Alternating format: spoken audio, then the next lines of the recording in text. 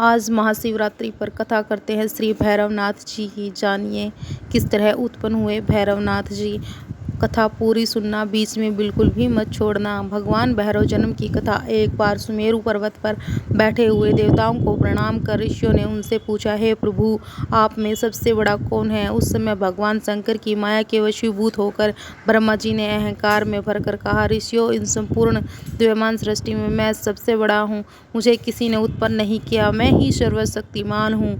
मैं ब्रह्मा हूँ। ब्रह्मा जी के ये अहंकार पूर्ण वचन सुन भगवान नारायण के अंश ऋतु को क्रोध आ गया। ऋतु ने कहा, ब्रह्मा जी, आप अज्ञानतावश ये वचन कह रहे हैं। संपूर्ण संसार का पालन करता मैं नारायण का अंश हूँ, अतः स्वयं को बड़ा समझने की भूल कदापि मत करो। दोनों वेदों के पास गए और पूछा, आप हमारे संदेह का निवारण करो। हम में से बड़ा कौन है? यह सुन विचार कर ऋग्वेद ने कहा, जिससे सबका जन्म हुआ है वे एकमात्र रुद्र ही सर्वशक्तिमान है।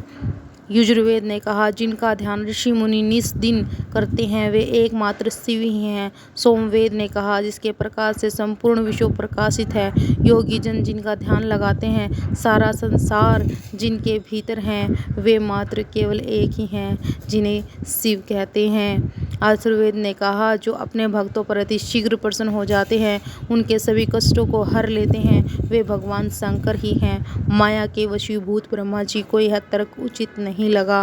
वे अत्यधिक विचलित हो गए। तभी एक घटना घटी। ब्रह्मा जी के मस्तक से एक दिव्य ज्योति उत्पन्न हुई।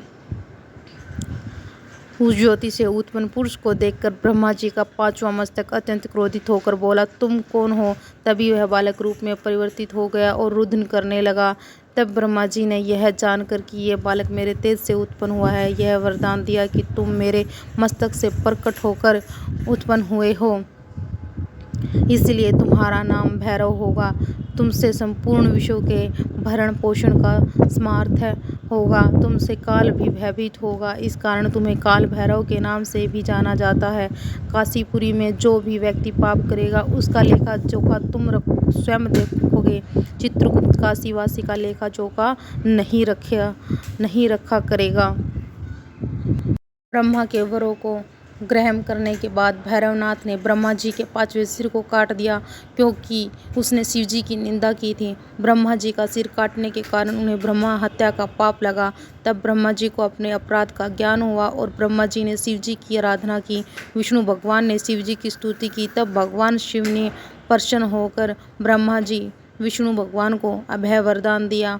ब्रह्मा जी ने भैरवनाथ को आज्ञा दी कि तुम मेरे पांचवें सिर को हाथ में लेकर भिक्षा याचना करते हुए भक्तों को हरो और ब्रह्म हत्या का प्रायश्चित करो। ब्रह्म हत्या के पाप के कारण लाल वस्त्र धारण की हुई भयंकर स्त्री भैरवनाथ के पीछे दौड़ने लगी। तब भगवान शिव जी ने भैरवनाथ से कहा कि आप काशी चले जाओ और वहीं पर काशी के कोतवाल बनकर रहें। भैरवनाथ जी ने वैसा ही किया और काशी पहुंचकर ब्रह्मा जी का सिर हाथ से छूट गया और भैरवनाथ ब्रह्म हत्या के पाप से मुक्त हुए। जिस स्थान पर ब्रह्मा जी का कपाल गिरा वह स्थान कपाल मोचन के नाम से विख्यात हुआ। ऐसी मान्यता है कि मार्गशीर्ष की अष्टमी तिथि को भैरव जी ने ब्रह्मा जी के अहंकार का नाश किया था, इसीलिए इस दिन को भैरव अष्टमी के नाम से जाना जाता है। जो भी भक्तजन इस दिन भैरव की नाथ की उपासना करते हैं उसकी सभी मनोकामनाएं पूर्ण होती है। तो बोलिए भैरवनाथ की जय। वीडियो को लाइक जरूर